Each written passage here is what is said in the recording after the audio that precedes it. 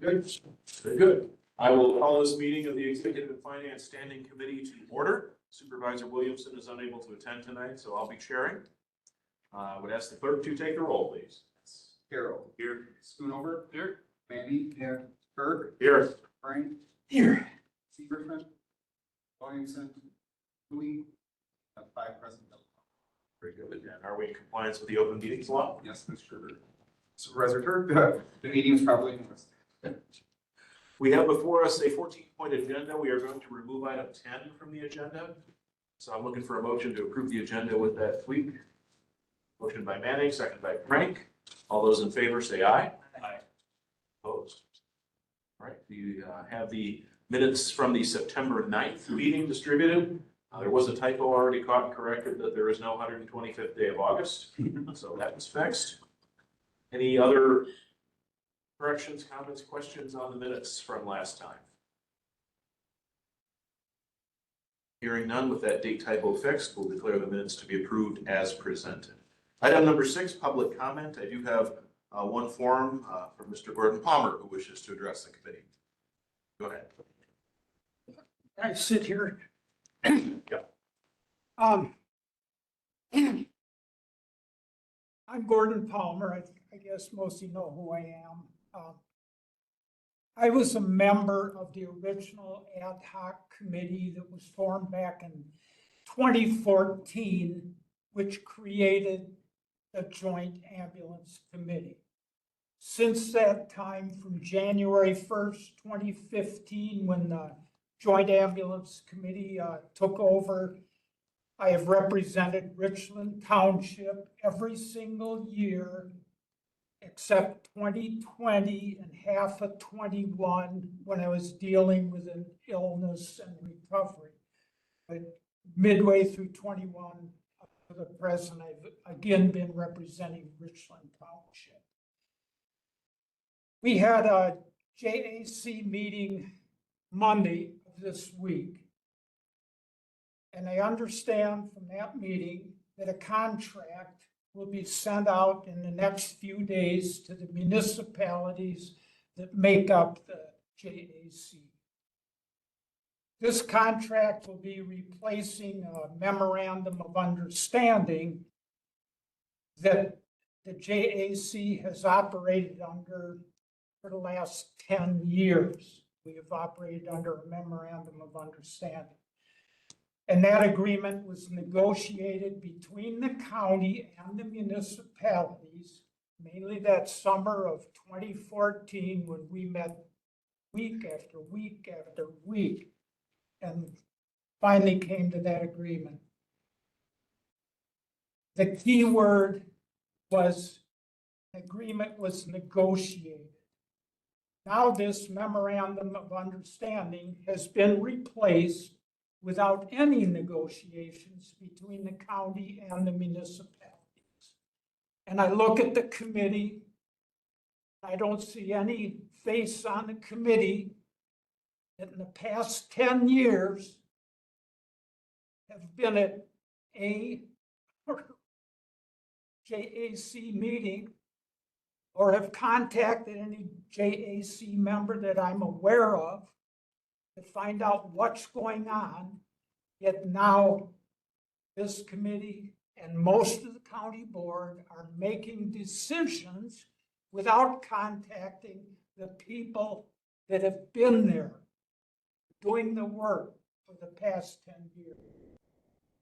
Under the new contract, it's my understanding that Richland Township will be paying for 192.75 ambulance calls per year at a cost of $225 per call.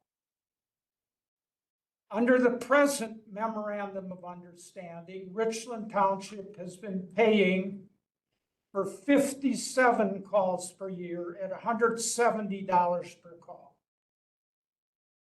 We were paying $9,690 for the last 3 or 4 years. That's going to be raised under this new contract to $43,300 $369 a year. One of the main reasons for this increase is the fact that ambulance calls to Pine Valley Manor will be billed to Richland Township. The township has nothing to do with Pine Valley. Pine Valley should be removed from Richland Township. We get no property tax, we get nothing from Pine Valley. So we're paying, even if you remove Pine Valley from Richland Township's calls, that still leaves 124 calls that you'll be billing Richland Township for. That would be 27,900, from 9690 to 27,900. That's unacceptable to Richland Township also. We dispute that. Past your 3 minutes, but I'll give you. I don't believe I am. I don't believe that that number is correct also. We question that number. Okay, going ahead. Get a few seconds. We were told, if we don't like the contract, don't sign it, find your ambulance service somewhere else. That's not going to be easy for Richland Township that has an island called the City of Richland Center in the middle. We will not be able to find anybody to do it. When asked later on in the meeting, so what you're saying, if we can't find an ambulance service to cover Richland Center and we call and need an ambulance, Richland County will not come? And the answer was yes. Thank you for your time. Thank you, sir. Are there any other members of the public that wish to address the committee? Anybody online? Thank you. Let's move on to item 7, which is reports, starting with the administrator's report. So we continue to work on fully utilizing Tyler. We are in the process of implementing time and attendance, and we'll be going live on October 23rd. We currently have some pilot groups using the system and providing feedback to us, and we're working on setting up a training for staff next week. Open enrollment for health insurance will be starting next month. We are looking at offering some additional option to employees at no cost to the county. We will be looking to offer vision insurance, accident insurance, and critical illness insurance. So those are things that the employee can take and cover the full cost themselves. We are in the final stages of reviewing the third of the job descriptions with DDA, and they will be here at our next meeting to present their findings. And then this week, I, along with Clerk Kalish and 4 board members, attended the WCA conference, and the sessions I attended were on county leadership development, cybersecurity, county constitutional officers, strategic planning, and facility planning. I thought it was a very good conference. That's my update. Okay, very good. Questions for the administrator? Supervisor Carroll and I also attended the conference, as did Supervisor Williams and Supervisor Hendricks. And it's our intention to have a chance for us all to report out during the next full board meeting on the reports section. So, all right, if there are no questions, we'll move on to item B, the radio tower project update. So the biggest thing that I want to use my time here to talk about is what steps are being taken to ensure that all emergency responder agencies that serve Richland County residents are prepared for the changeover. So communication with them started back in July from me, with emails being sent on July 11 and July 24th. Another email was sent to all of them on August 20th, and then again this week, along with a letter that went out on Monday. What we are looking to fund for these agencies is the reprogramming of their radios. The information that we need from them is what are their radios, the names. We need to get all of that set up for them, and then we need to have them give us a bid to reprogram them. So if you are hearing from agencies that are saying they haven't had communication, please direct them to me. We are giving them the deadline of October 15th. I know Mike has been communicating with them, and he does plan to do some additional phone calls next week to connect with all of them. So that is one of the things that we're really trying to make sure that everybody has what they need so they can continue to serve their people. Overall, the project is still targeting completion by end of the year. So if I can add completion operational, Crossover is still December 15th. right, there's still the final check, which they'll have to do, when the leaves are on and the corn is up. Yeah. Which will be next year, that'll be the final radio check, 'cause they wanted to do that when the conditions are the worst. So doing that final check will be next month, didn't want people to think it was, the magic was on that day. So there are 3 towers. In our 9. 9 is Yuba the last tower to go up. Yes, all the rest are, the civil work is completely finished. Yuba's the last one. Mr. Carroll. Refresh my memory on who's bearing the cost for the radios needing to be reprogrammed or That was built into all of the 8 million that was originally borrowed. They had a line for subscriber support. So it is part of the tower project. so the different agencies are not the ones that will be having, okay. Correct, correct. That's where we need the bid so that we know how much Yep. that we will need to be reimbursed. Okay. And we're reprogramming existing radios. We're not buying any new equipment for them. It's just reprogramming their equipment, correct? That's correct. If the equipment can't be reprogrammed. Right. And that's the information we're needing from agencies is what is the equipment you have? Can it be used? And if it can't, where are you at with it? From what we understand, there are quite a few that have what they need. There are a few that we're not quite sure yet. Well, especially in my area up there with the Yuba tower is not up. It'll be up and ready to go. I don't know how they're gonna be able to until it's up to find out whether the radios will actually work. So there's a radio standard that they can follow, and if they follow the P25 standard when purchasing radios, it will work. Yeah. So whether the tower is up or not isn't the question. It's, well, will their radios, have they been purchasing radios over the last few years that meet the new standard? If they have, they'll be fine. If they haven't, that's the question. This is Mark, hey, I get a workaround. Is there a workaround for that? Because some of these districts aren't gonna have them radios.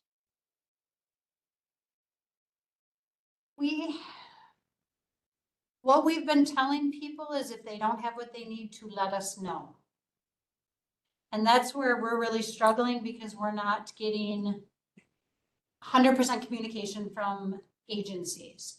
So from the ones that have communicated with us, we haven't run across anyone that does not have radios that will not work.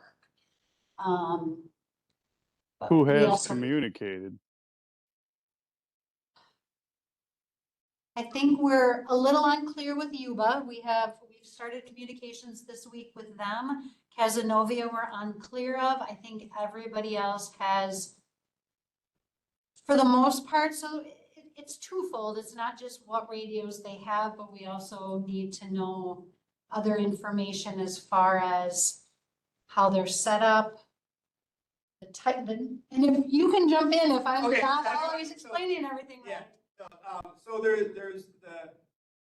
will be a list of frequencies or a list of channel order that the county will be putting out. And that is the recommended, if you're gonna be on the system, you have to have that order, that block of order. And you will know if, once you put that in, if your radios will work or not. You should be able to tell ahead of time if the radio can be programmed to those block of channels in that order. They can also then program an area in the radios that allow them to do their own internal communication, their own work.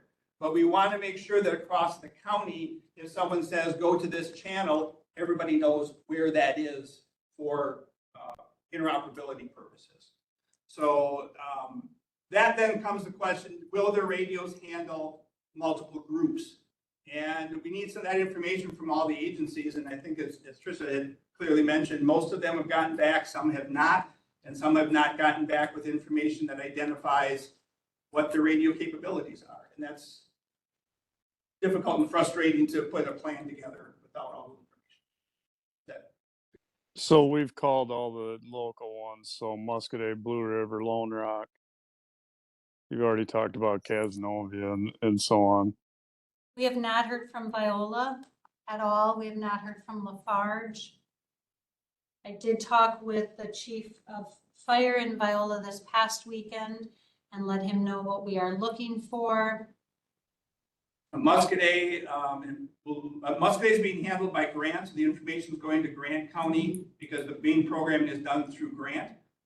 So that communication is being shared with them so that they can then get a hold of the agencies that touch Richland. And they're also their own law enforcement. They're going to need to know as they come in and out of our county for communication services, what the new system is. So it's other counties also. Yeah, because I know Grant doesn't have this new type of radio, is my understanding. Grant redid all their systems 2-3 years ago. I worked with one of their people there, and we've been in communication with that a few years ago, well, 2 years ago even. And I know they had the new fiber ring up for all their systems, all their towers. They've done incredible work in the last few years. I think they are up to or surpassing what we're doing. Yeah, I don't think the Muscadet's there. Just the only reason why I bring this up is because I'm on that fire board for Orion. Okay. And I don't think I'll have to do some talking with Jeff and see where they're at and make sure he's getting a hold of the county so that we're where we need to be. Because there's some, and I don't understand this, and I'm not going to intend to, but Iowa County, of course, Muscadet's got Iowa County and Grant County and Richland. And there's something going on there. One of the counties, Richland didn't have this new radio and we're going to it. I don't know if Iowa counties is up to speed yet. And I think Grant has a workaround where they hadn't had to buy new radios and they're doing something different. And I could be wrong with that. But I'm not versed in it, but that's what I'm hearing. Iowa County is on the state WISCOM system along with, I think, Juneau's on that now. I'd have to double check, see if they've completed their work. So yeah, they are. And Iowa County is definitely unique, and they have gateways that do transfers for calls and for radio traffic.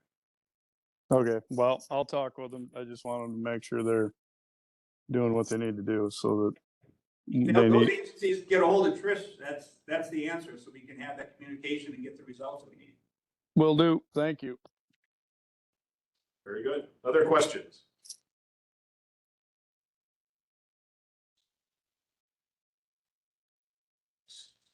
Not, then we'll move on to item C under reports, ambulance service contract. So after the full county board meeting last week, it was requested that a contract be brought to this committee for review. Mike did draft that up. We are hoping to send it out to all the municipalities tomorrow with their information as far as their call numbers and what the total amount will be.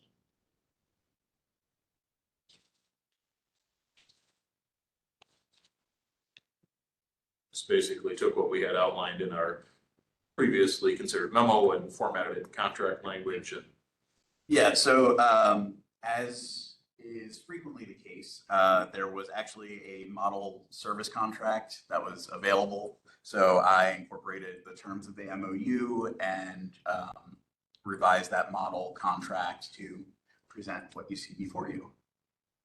There was some extraneous stuff related to if you would contract with like a corporate provider, but it met the concerns that I had that were lacking in the MOU, and I think just provides more protections for both parties through clearly defined terms. Okay. Questions from committee members? So I guess to bring up some of the questions that were brought up earlier, just to make sure we're addressing them, the Pine Valley Manor question that is currently then billed to Richland Township. So historically, my understanding is Pine Valley calls were billed to Richland Center. There was a gentleman's handshake back when this all started where the mayor said, we'll just take those calls, is my understanding. Okay. And Richland Center said they're not ours. It's not in our area. It's not in the city limits. It's not our responsibility. Because it falls in the town of Richland, that's where those calls should then go to. So then that handshake was really never documented anywhere. Correct. We couldn't find Support for anything. that. They were never charged to Richland Center. Darren Gudgeon talked to him They never billed Richland Center for No. it. They weren't billed to anyone until now. It is discussing, Mr. Thought, and I've lost it. It just moved right now. Mr. Carroll. I don't know the laws around the EMS service requirements, but is there another way to do this? Do what? Well, in other words, it does sound like the Pine Valley calls are landing on one township that on service doesn't sound fair, but I don't, that's what I'm saying. I don't understand the laws to know what an alternative possibly could be. My understanding is that municipalities have an obligation to provide ambulance service to those individuals who live in their area. Because Pine Valley falls in their area, just as Schmidt falls into the city area, just as our house falls into the city area, just as Harvest Group Home falls in the city area, they are responsible for those calls. The county is not responsible to provide ambulance. Understood. And that's true for accidents that happen on highways and things like that too. Wherever it happens is where the call is billed, correct? Yes. Question, Mr. Palmer. does the county pay any property taxes to the town of Richland? No. No. So why are we responsible for Pine Valley? The county should be, if anyone is. Your opinion is noted, sir. Yes, okay, thank you. You're welcome. So to your point, this is a contract. There's not really legalities or there's nothing specifically binding us to terms. So I think it would require full board action again. But if the committee or board wanted to say, you know what, we'll eat the cost of Pine Valley calls, that would be within the scope of your authority. There was some discussion at the Joint Ambulance Committee about splitting the cost of those calls throughout the county. Those all get to be more complicated arrangements, and that's not what's reflected in here. But if it is truly, your intention to see some exemption made for Pine Valley, given the county's ownership of that, I can work with that. But otherwise, it is, it is where the facility is located. If we eat the cost, it is then by default spread throughout the county because the county property tax dollars paying it, so. Well, I guess I just have a comment. I understand the gentleman's frustration. When it does fall in their quote unquote area. But Pine Valley Manor helps the entire county, not just Richland Township. So I can see where it's kind of unfair that they have to pay all of the ambulances that go there when the entire county benefits from having Pine Valley Manor down. Mr. Carroll. So you were mentioning the facilities within the city of Richland Center. So Richland Center's budget has apparently covered the cost of those ambulance runs that are within the city, even though these facilities are, okay, so there's a precedent then. The ones in the city are paying property taxes. Necessarily. That, Mr. Chair, Yes, Mr. Cooey, go ahead. that would be my point. The difference that I see is the city's generating revenue from those entities where the township doesn't generate anything from Pine Valley. And I was on that committee since the start of it when I was in Eagle. And then I was on it for the county board for a few terms. It'd be interesting to see. I was pretty sure that the county's been, either we didn't charge Pine Valley or the county was paying for it indirectly. I'm pretty sure that that's where that probably showed up in write-offs, but I'm not 100%, but you'd have to go back and look at that billing. Or talk to Darren. Darren would know better than anybody. But that's where I see a difference here. I understand that the township's gonna have a hard time swinging that. And when the township doesn't generate any revenue from it, then it's even harder. At least your taxpayers, I mean, townships get hit with a drive-through and something happens, but other than that, the taxpayers, the little bit that the townships get, that's why they provide that service. So that would be my opinion. I could see where we need to do something different with Pine Valley. Other committee members? Mr. Clements, go ahead. I think what the struggle is and where we're at right now is, when they were reviewing the budget at the JAC, it found that the dollar amount that was entered in there for revenue from the municipalities was overstated. So we did have to adjust that, which took away any additional funds to put into a new ambulance outlay. So we are really at a bare bones budget right now where there is zero extra revenue in there to do anything to try to have a sustainable long-range program. If we are going to continue this service, we have to do something different, or we are going to start to have to add levy to this service. And when we start to look at the future and mandatory services, essential services, this is not a service that the county is required to provide. So I just want us to really think about this moving forward, because this isn't sustainable how we have it right. Mr. Frank. So I want to thank you for the number crunching, because the number crunching to figure out all the pieces that the ambulance touches, all the, or from the bookkeeping to the medical supplies, and all that is, I don't want to see that spreadsheet. You know, just the pieces of that come together. So when the ambulance does a call and they bill insurance, or they bill somebody, that money then goes To the service. back into the service. Back in- So that's been calculated in too, Correct. as to they're going to be getting money back from insurance. They don't always get money back from insurance. Sometimes they lose. Yes. So you've even taken the possible revenue. So if we actually build the townships and the agencies and let them do their own billing for insurance, that number is going to be a lot higher. Yes. That's Mr. Chair. billing. Okay. Mr. Cooey, go ahead. Yeah, one thing with that is all the Medicare and Medicaid, you know, there's insane write-offs on that. If I remember, and this, don't hold me to these numbers, but we had to charge somewhere around $700-800 for a call. And of course, Medicare would only pay like $250 or $300 of it. So you got insane write-offs on top of it. So, I mean, the private pay is the only thing that you get in full if you get it. One thing I would say is billing has been a challenge. There was a time when Sakota did a really good job. Then they got rid of Sakota because they weren't doing a very good job. And I think the billing companies have been a struggle. And that's not just in Richland County, or at the ambulance.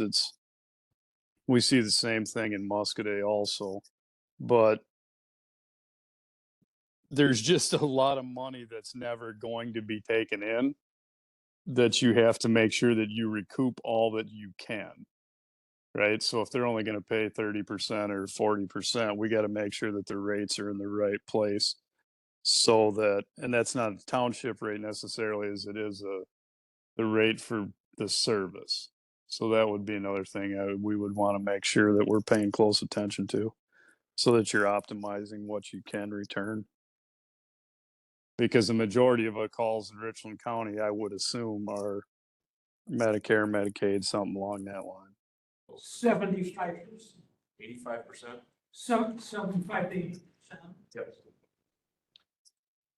Just had a question about, you mentioned the other nursing homes in town, but privately owned ones, let's say Pine Valley was totally privately owned. Who would they bill them? Well, they bill whoever they're answering the call for, they bill an insurance. As it is, if Pine Valley were privately owned, then in Richland Township, the way it is right now, Richland Township would also be billed for the call. Wouldn't change anything. Right. Not on the billing side of it. Other committee questions? Mr. Carroll. Is there a time urgency on making this decision? Yeah. Yeah.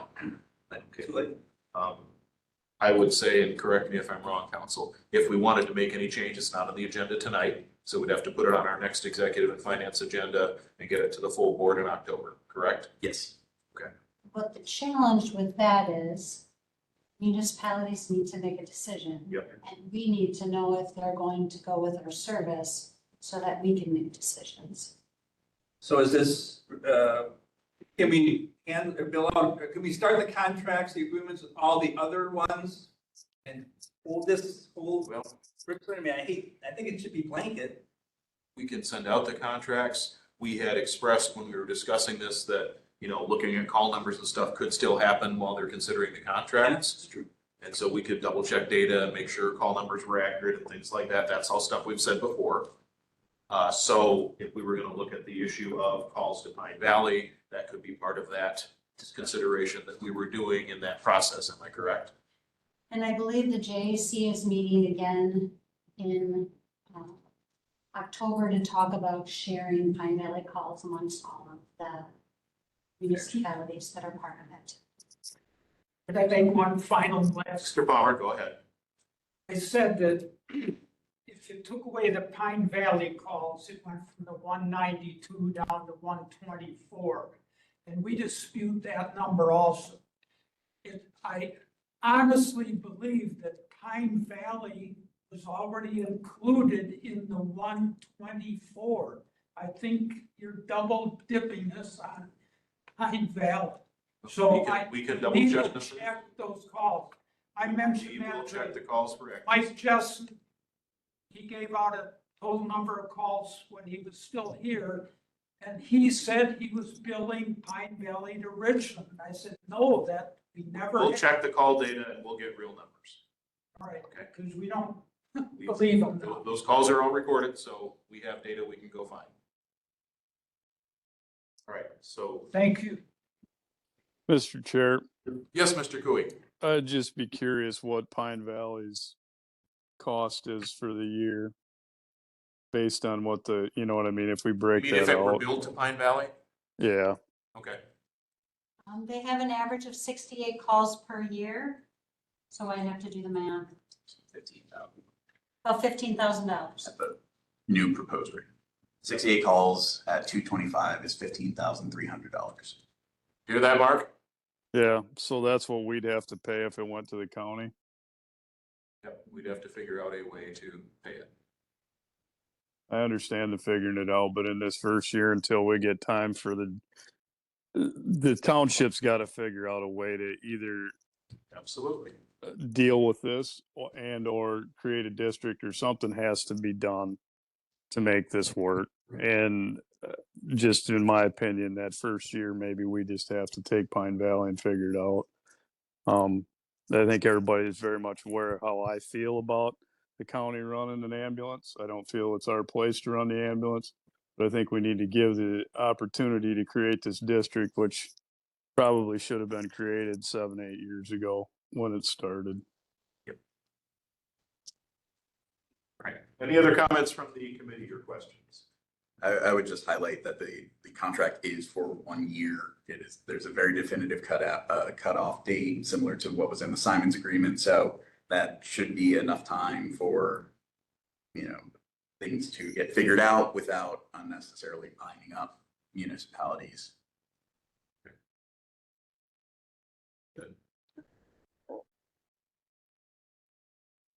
Again, no action we can take on this tonight. It's just a report.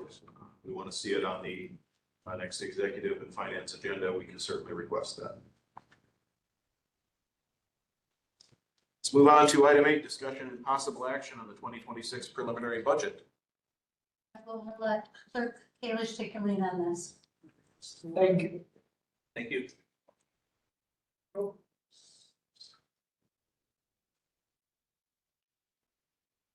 So you should all have the updated items in your packet. I'm going to try to talk and scroll at the same time. I'm not sure how effective I'm going to be at that, but my screen will.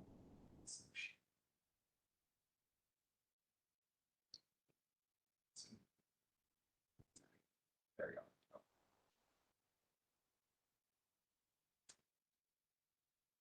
So I will go over the changes that we made to the budget based on the preliminary one that you guys reviewed last time. So there were a couple changes made, nothing major, but as I noted at our last meeting, as more updated totals have been received from various entities, we've updated those numbers as such. So one of the first numbers we updated was the sales tax number.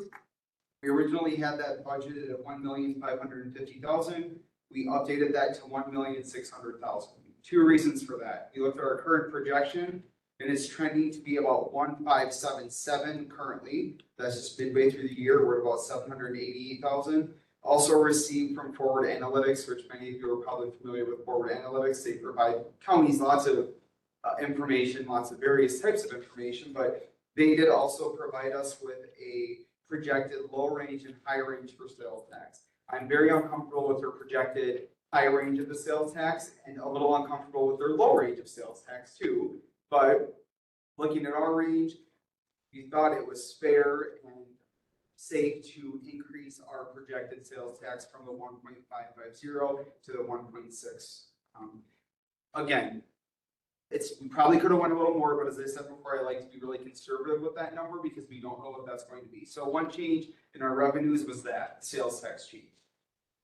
The other change in revenues was our shared revenue. So for the purpose of creating that preliminary budget, I just used the number that we had last year for shared revenue. We did receive our original estimate of shared revenue. So that number changed from 2,221,152.84. It changed to 2,261,096.26. So a little bit of an increase from what we had before. Again, I try to look at past averages when I create that new number and extrapolate as good as I can until those numbers come out. So we weren't too far off, but nonetheless, we did have a bump in revenue then from the shared revenues being received. So just a little less than $40,000. Yep. So we updated that number because those are original estimates. So the DOR will send these final estimates in November, but we're well beyond the budget being passed at that point. So the original estimates are usually what they're going to be unless something dramatic happens. The other value I changed, you're gonna love this, was Southwest Regional Planning Commission.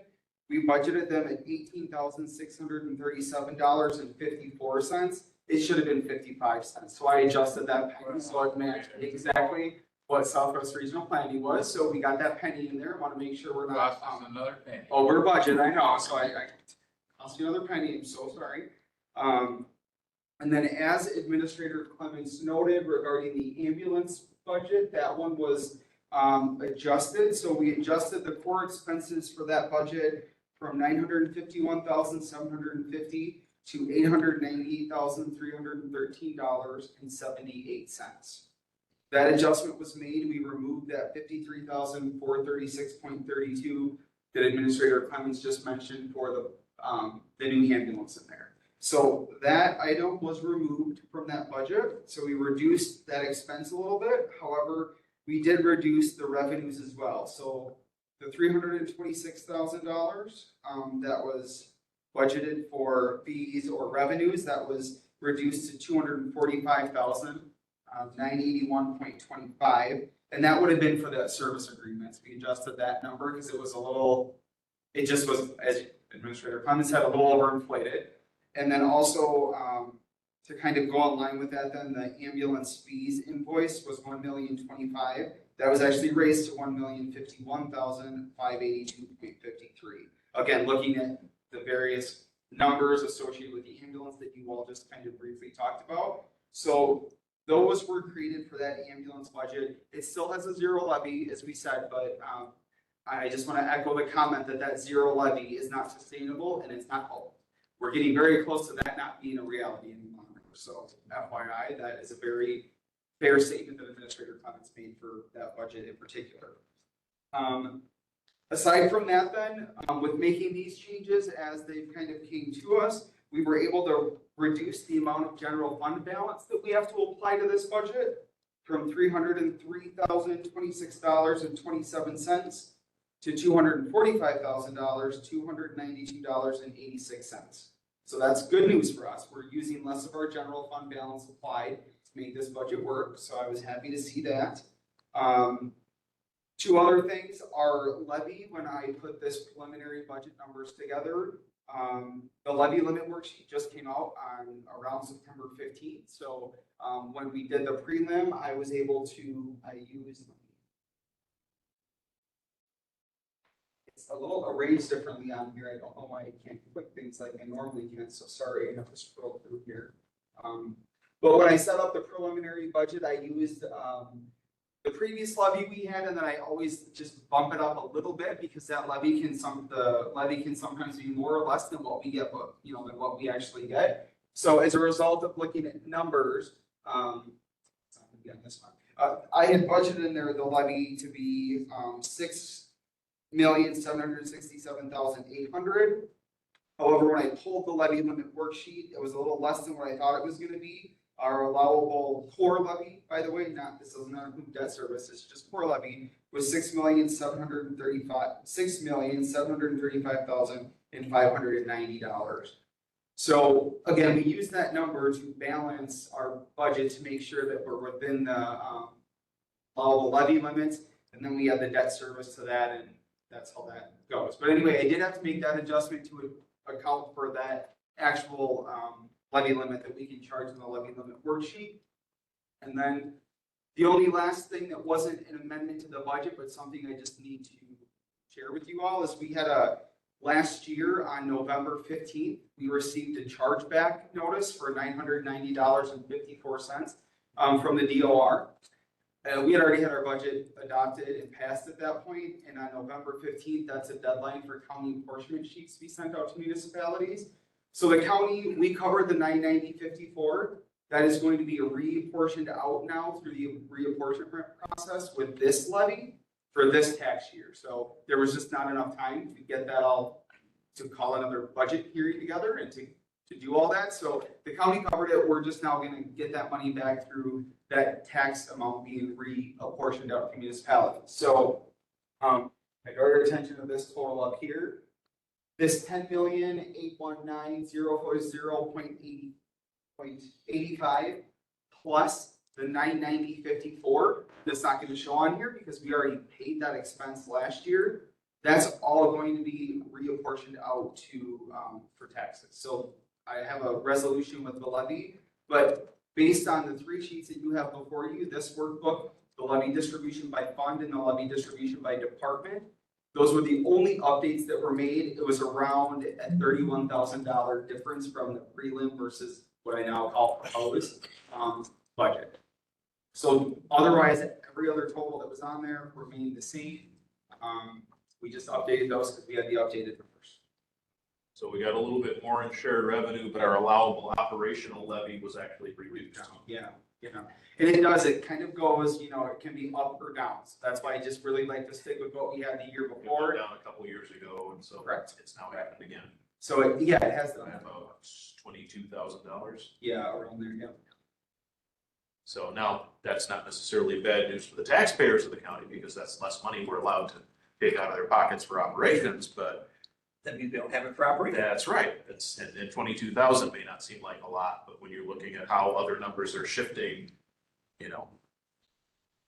And so the workbook documents that, again, I won't go through them all tonight, but all those documents you've seen before, it's the same thing, just with the updated numbers. So I didn't do this, you guys, sorry. Just getting say that's okay. I know, sorry, I don't know where the thing is. It usually lets me click it by document. Nonetheless, does anyone have any questions to me about those changes? The prelim we presented last time, there was no direction from you guys to do anything different or to change it. So we again left it the same, updated them as these final numbers come in. I don't anticipate any other final numbers coming in before October 20th. Slight reminder, budget hearings October 20th this year, a little earlier than normal, but It's a Monday night. it is a Monday. Yes, county board will meet on a Monday night in October, so just be aware. So I I will before entertain the any. original date. You'll get a reminder, don't worry, this is an important one. I'll send an email out tomorrow. So it's going to be when again? October 20th. 20th. So I also updated the budget summary that we had last time, so again, you guys have that, same exact thing. I may change the format of the way this looks. There's a line that won't come off this PowerPoint and it's driving me nuts and I can't figure it out. So I may just redo this PowerPoint so that line is gone because I just want it to look a certain way. Beyond that, this is all stuff we've covered. I just want to take you to the resolution. So this is the resolution that many of you have seen before that literally notes what we'll have for our sales tax, 1.6 million amount there. And then that levy that I have rounded, the DLR rounds numbers. So this would be assuming that those numbers are rounded the way that they should be. On October 5th, we'll have the county apportionment sheets and I'll double check those numbers on October 5th to make sure everything is reconciled. Would it be inappropriate for us to break out the levy statement of what's operational and what's debt service? It is not, and I think what I'm gonna do with this is I was talking to one of my counterparts in a different county, and they have like the library aids on there, bridge aid, chargeback, so I think I'm gonna modify this a little bit to have that broken out, so you see all what composes that 10,801. For me personally, that's what I like to try to educate the public on is, yeah, we're borrowing money and here's the two pots of money are different. You can only spend borrowed money on certain things and everything else you got to pay for with operational money. And there's only so much of that. And you can't just borrow money to replace operational money because that's not allowed. So. And the breakout then too would explain, if you look at the levy limit worksheet, that's gonna have those two, your operational and your debt service levy. But then there's the apportionments that we apportion out as well, so it would explain those as well. So I will update that. I was going to. Good, that's a good idea. There are committee members' questions on the preliminary one. Just looking for the official title.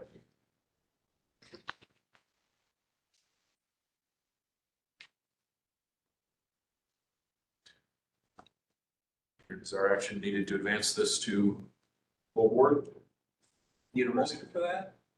That's what I'm Yeah. getting. You have a motion? Yeah. Okay, motion from Mr. Prang, second by Mr. Manning to move this on to the full board for approval. Any further discussion? Thank you for the work on this. It's Yes. so much clearer than ones I've seen in the previous. My time on the board, this has gotten easier to understand and not just because I've been here a while. So appreciate your efforts very much. It helps. All right, all those in favor say aye. Aye. Anyone opposed? All right, move on to item 9. Discussion and possible action, 6-month performance review process for county administrator. We're coming up on the time when our new county administrator will have been with us 6 months. In terms of her contract state that she gets a performance review when that happens. Wanted to check with the Executive Finance Committee, who is charged with doing that, as to what method we want to use. In the past, we've done a very inclusive and complicated process where we go out to department heads and all board members, which does gather a lot of input, but it takes time. Since this is a 6-month review and not an annual review, which is also specified in the contract that she has an annual review. Do we want to do it informally? Is there some formal process you'd like to follow? What's the committee's feeling? That's a little complicated one. Okay. The 6-month review should be pretty much informal. Okay. What information do we gather for an informal? You say informal, what do we? Well, it's pretty informal, so Right, you exactly. could define That's yourself I'm what trying to information you determine want to gather. What that It could be anecdotal comments from this committee. It could be seeking out selected people you might want to talk to specifically to get feedback. It's up to us. Okay. With our previous administrator, when we did a 6-month review, Marty was still chair, and it was really quite informal. It was a conversation, and we moved on from there. To contrast with what came for the annual review, which was the lengthy process that may have been too lengthy. So, Mr. Carroll. I will say this, though, I think it should be a two-way dialogue. And hear your views on things too. I would say it's a sound principle to have some self-evaluation component of it. Definitely. Mr. Chair. Yes, Mr. With Woods. some recommendations, I would also solicit input from at least one department head as a direct subordinate and at least one elected official who is not a subordinate to the administrator but works closely with her. Okay.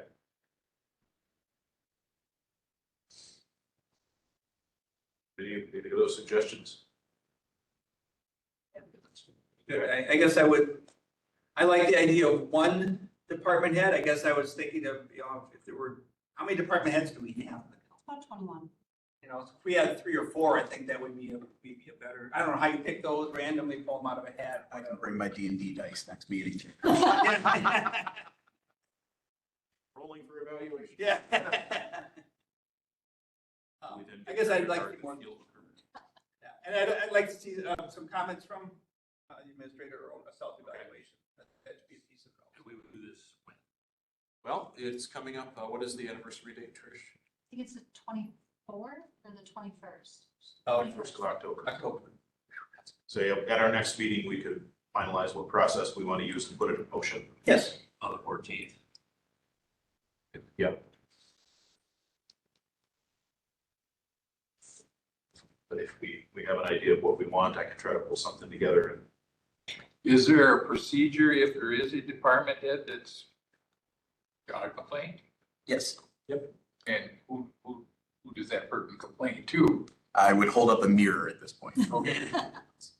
Yeah, so As long as there is something out there that, the general grievance procedure is, a written grievance is filed with a department head if it's an interpersonal conflict, with the administrator if it's a grievance against the department head. And then that can be appealed to this committee. If the grievance is against the administrator, this goes directly to this committee. That would go directly to this committee. and we would meet in closed session to do the actual evaluation and then out of open session after that. Does that give you enough guidance? I can put something together. I can check with Mr. Windle for, make sure I properly encompassed what he was suggesting, because that's all I had nodding about that process, so. That would be great. And I'll see if he's willing to loan us his dice, so we can randomly select department heads and stuff. So, when we do the annual evaluation, we'll probably, we give board members an opportunity to have their voice heard. And certainly if people have feedback on the administrator's performance, they're always welcome to contact a board member or this committee to make sure that we hear what's going on. Do we have 6 months to figure out that procedure? Yes. So I don't know that it's advisable to use the one we used last time. So. All right. Item 10, you're skipping. Item 11, discussion and possible action, approval of training agreement for ambulance services. So this started with Barb Scott, who is the interim EMS director, that she found that they do not currently have anything put in place that encourages individuals to work to get their EMT or their AEMT. If you look at the agenda item cover, they do have the cost there in her proposal, and I am supporting this, is that if there are staff members that are wanting to do these things, that the county reimburses them for those costs with the commitment that they stay an additional 15 months. I do want to note Pine Valley does something similar. The sheriff's office does something similar. Sometimes they'll pay for the jail academy. It's jail academy. That they will pay for those different things. It is a way to get employees to come here and then a way to keep them. And then if they leave before that, then they're subject to some recovery, at least partially of the cost. Right? Correct. I think it's a great idea. That's, yeah. Okay. That kind of service to get paid for. So there currently has been no encouragement or incentive? Nothing formal. Nothing formal as far as incentive. If it's happened in the past, I don't know about it, but there's nothing formal. And so that's the hope with the resolution and then having a training. So Kara makes a motion. I have a second. Second for Mr. Frank. Move this on to the board. Any further discussion? All in favor, say aye. Aye. Opposed? That brings us to item 12, correspondence. We have no correspondence. Future agenda items. Actually, we'll be talking about the administrator evaluation. What else do we want to have on the agenda? We need to talk, I think, about this Pine Valley and ambulance. Ambulance contract / Pine Valley issue. Other items? Do we need to do any more follow-up on the agencies, radios, was that? We're continuing to work on it. I just really wanted to give this committee an update for the purpose of if anybody reaches out to you, you can tell them, call Trish. So doesn't necessarily need to be on our agenda. Okay. There probably will be a radio tower report, so. Yep. Would it be a good idea, I'm gonna be going through there tomorrow, to stop at Yuba and ask them to make a complete list of every radio they got and what it's capable, you know, serial number or model number. And Mike Day has asked them, they have all that, so it could even be just popping in and saying, you know, do you know what you need to give? If you don't know, please be connecting with Mike. And Trish is waiting on you. Yes. I've been talking to them. Well, and they do quarterly meetings, they do, letters have gone out, and this has been going on for Long time. time, and just not getting responses. Well, they were under the understanding that the radios weren't working because the new towers were up. They're not even up. No, And see, that's the misunderstanding No. that's kind of. I went up to the construction site, it's just a hole in the ground right now. Any other future agenda item? Supervisor Turk, I have three that we have noted. Yes, sir. We prepared our agenda ahead of time here. The approval updates to the procurement policy, we'll talk about tomorrow. From CRC, you had that you wanted to demolish the campus building to the associated costs to come to this committee, so got that on there. And then likely amendments to the county wage scale with the addition of staffs. We made. That's. Okay, very good to know those. Have a good agenda. Yes, Mr. Carroll. Who's letting the demolition out for bid Who's putting it out for bids? specifically? We don't know yet. Haven't got that. Like who is going to draft the RFP? And within the county, who's gonna draft it and I have talked with, Josh Elder, and he's gonna take the lead on that process. Thanks. All right, any other future agenda items? If not, Mr. Manning makes a motion to adjourn, second by Mr. Carroll. All in favor, say aye. All right. We are adjourned. Thank you.